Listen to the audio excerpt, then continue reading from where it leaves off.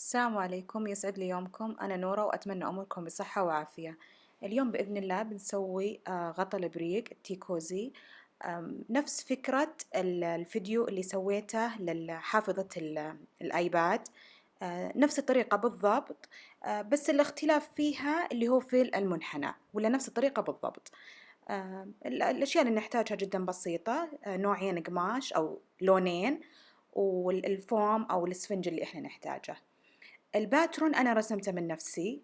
تقريبا الطول 29 سنتي، والعرض طبعا القطعة مصفوطة، الورقة مصفوطة، طولها 29 وعرضها 16 سنتي وهي مصفوطة. تقريبا بعد 10 سنتي بدأ المنحنى. يعني أنا رسمتها بالطول والعرض، بعدين بديت أرسم المنحنى اللي انضبطتها والورقة مصفوطة. نحتاج قطعتين خارجية وقطعتين داخلية، والإسفنج منها 2.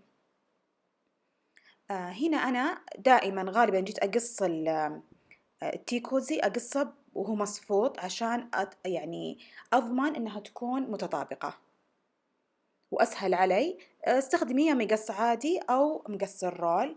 الطريقة إن نثبت القماش، نحط الفوم، بعدين نحط القطعة الخارجية مقابلة لنا، بعدين نسكر عليها بالقطعة الداخلية.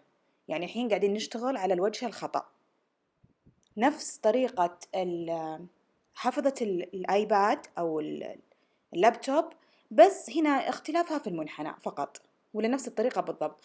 نخيطها من البداية للنهاية ونطبقها على القطعة الثانية.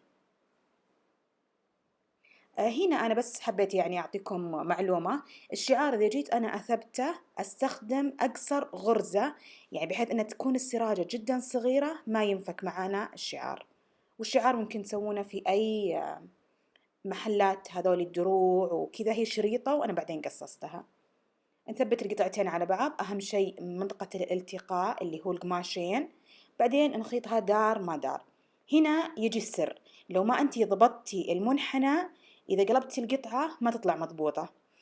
فطريقتي أنا أول شيء أخيط بشويش، بيدي اليسار أحرك القطعة كأني ألفها، وأثبت بيدي اليمين وأنا أخيط بشويش، مع أني سويت منها كمية كبيرة، بس لازم في المنحنى تضبطينها.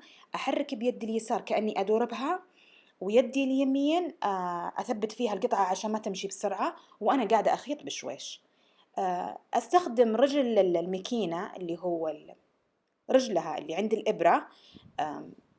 يعني هي كأنها الأساس اللي أنا أمشي عليه، ما أخلي القماش لا يطلع برا ولا يدخل جوا، أمشي عليها. وهنا تقدرين تتأكدين إذا أنت شغلك مضبوط أو لا. يعني جدا جدا جدا مهم إذا كان المنحنى زين أو لا، لأن خلاص بعدها إذا قلبتي القطعة تطلع معك تمام. لو كان في المنحنى أنت أكلتي منه شوي، من هنا صار مو متساوي، يعني جهة اليمين مو زي جهة اليسار، ما تطلع معانا القطعة مضبوطة. نقلب القطعة نفس الحافظة ونخيط البطانة، سواء احنا من وين نبغى الفتحة. أسهل شيء نخلي الفتحة من جنب، بعدين نخيط نسكر البطانة وندخلها فيها. عندنا احنا هنا خيارين، يا اننا تشوفون هنا شلون صارت هنا بخياطة بشويش وننتبه للمنحنى. بعد ما نسكرها وندخل البطانة جوا، عندنا احنا الخيار اننا ندخل البطانة كلها بحيث ان ما نشوفها ابدا، او نخليها زي الزيك فيها. هذه راجع لك، مثلا انت من برا ساده وتبغين القماش من جوا هو اللي فيه حركه، يعني زي كذا ما نشوف البطانه ابدا، او نطلع فيها زي الزيك. انا غالبا احب اطلع فيها زي الزيك، زي الزيك. احس انها تبرز جمالها او تعطي الوان اكثر. برضو اللي هو الشرايط، ممكن أنت الحين هنا تضيفين الشريطة، ممكن من فوق تضيفين أي حاجة، هنا يجي إبداعك. حتى في نص الشغل إذا أنت قبل لا تخيطينها، في نص الشغل تحطين فكرة، رسمة اللي أنت تبغينها. يعني هنا يجي دور إبداعك ولمساتك أنت الخاصة.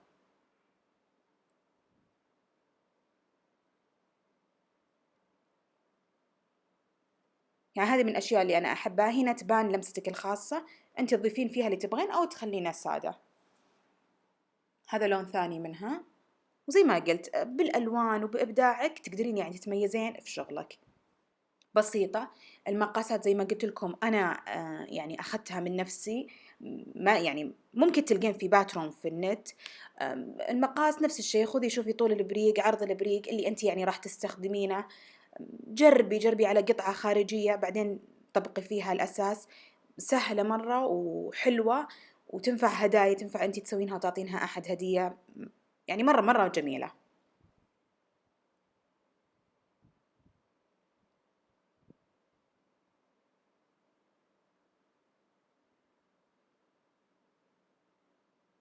أهم شيء الاستفادة وإنكم استمتعتوا. لا تنسون السبسكرايب ومشاهدة المقاطع السابقة.